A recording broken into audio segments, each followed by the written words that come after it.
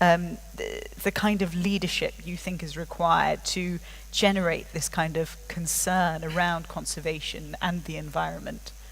The reason why I see that ecological concerns have not become everybody's concern is simply because activists have been taking an attitude of being against everything that is for economic well-being.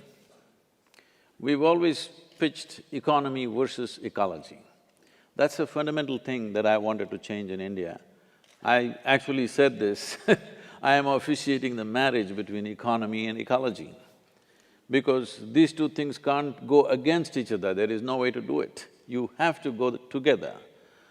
I think that is the basic message that needs to go, that we need not destroy businesses, we just have to transform businesses. And the necessary time, room and policy support is needed to transform businesses. Ecological sustainability is mostly understood as pollution coming from cities or industries or whatever. But what is missed is, the biggest disaster on the planet is actually agriculture. It's the degradation of soil which is the real issue.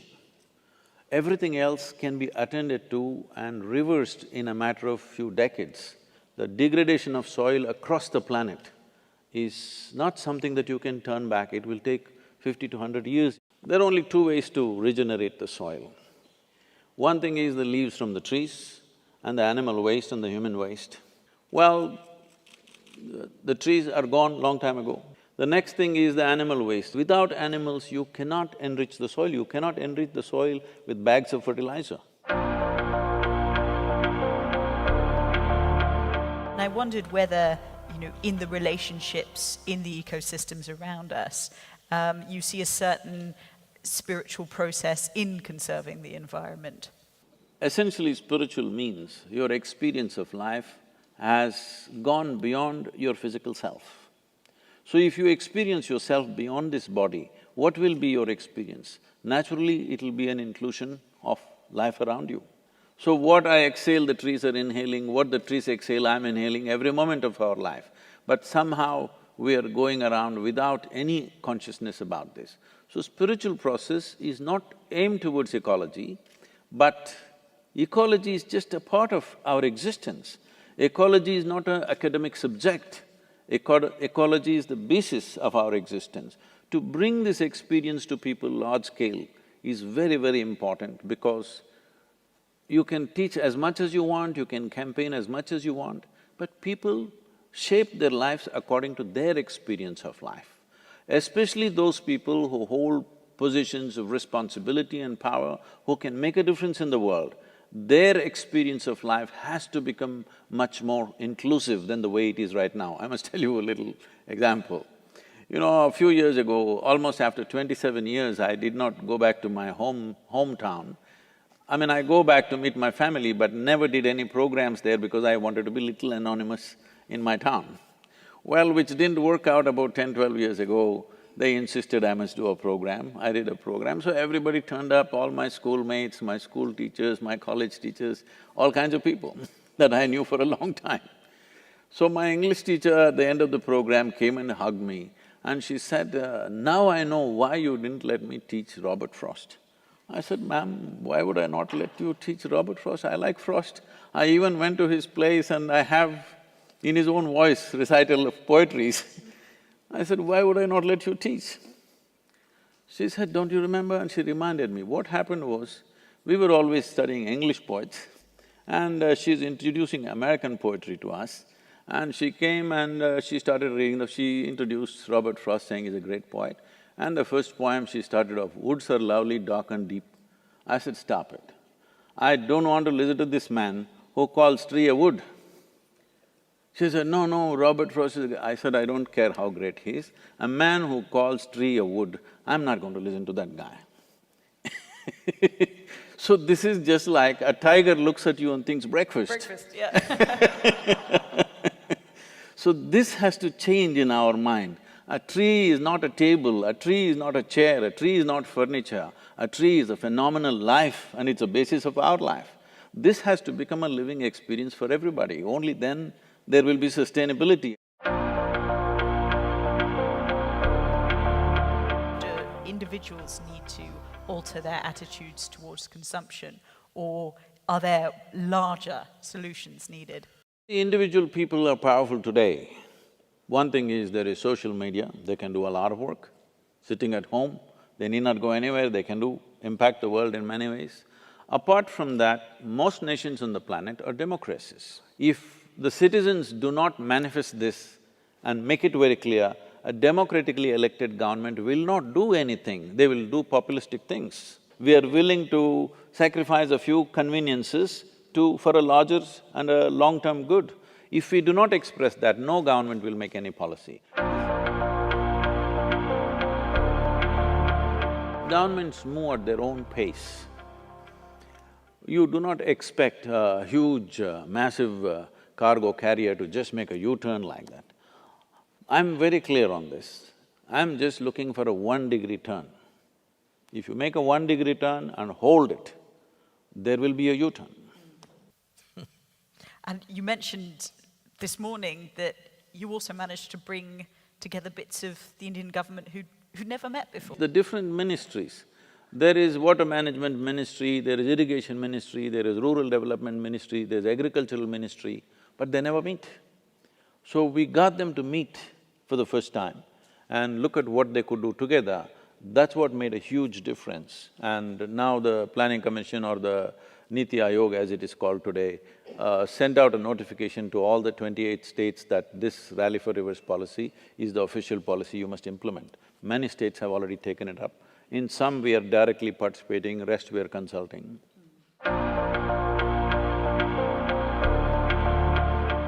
I'm trying to talk to a lot of activists and tell them the problems that they're protesting against. First, can you find a solution? Look through that. If you can find a solution, suggest the solution rather than just protesting against a problem.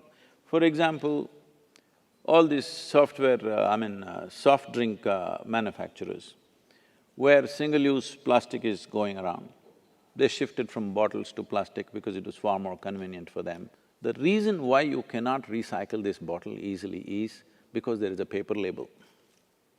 So we started doing a little bit of research. What is the solution? How can we print on this? So there is a company in Chicago who's manufacturing a certain kind of dye which will come out just like paper label on the plastic. If you do that one thing, all these plastic bottles can go in for recycling. A business which is using this and they know it is a major polluting factor, they can suggest, see, this is the change, if you give us some incentives, we will shift. So the business has to collaborate with the government to suggest, see, these are the changes we would like to make, but we want this kind of policy benefits. Our idea of what is profit, what is a successful business, has to go through some transformation. It's not one day's job, it needs to happen over a period of time. Definitely it's happening. Today, a whole lot of businesses are looking at how they can impact ecological sustainability. This was simply absent 25 years ago. They're investing in this direction. Once people put their money in a direction, you can trust that they have intentions. See, the next 25 years probably in the history of humanity is going to be very crucial in terms of what kind of corrections we make. If we take care of the soil, rivers, forests, agriculture, human health, everything will be taken care of. If we turn this around in the next 10 to 15 years, if we do all the right things in the next 10 to 15 years, I believe in 30 to 40 years, major change will happen in a positive way. But let's say we leave it for another 25 to 30 years and then try to turn it around, in my estimate, it will take 100 to 150 years to turn it around, because we are crossing a certain line. After you cross that line, turning it back is going to be so much more difficult. So, we as a generation of people have this responsibility that in the next 10-15 years' time, at least at the policy level, all the right things happen. Why I'm insisting on the policy is, Only when there is a policy change, the budgetary allocations are there and a sustained movement towards that is there. Particularly major populations in the world like United States, Europe, China, India, if we make the right policies right now in the next few years, within the next 3 to 5 years, I would say, then I think the rest of the world will follow. One major advantage for Asia is we are very sun-rich. So, harnessing solar energy is going to be a major thing. Technologies still need to go further, but there are many solutions coming forth. I think this entire system that we went into starting from early 20th century, this power distribution grids, this must go. Power must be generated where it is used. Right now, you will see in any city probably… because yesterday I drove into Kuala Lumpur around 9 p.m. and every road was jammed. What's happening in every city is, those who live there work here, those who live here work there. I don't understand why. So these are simple changes we can make. So I designed what's called as one building cities. We insist on calling them cities. I'm talking about 50 acres of land, you build only 1 acre, 50 floors, and rest 49 acres you just leave it, make it forested, make it water bodies. No waste going out of this land, easily it can be done, people will live much better. Everything can be right there, they can live there, they can work there, children can go to school there, they can shop there.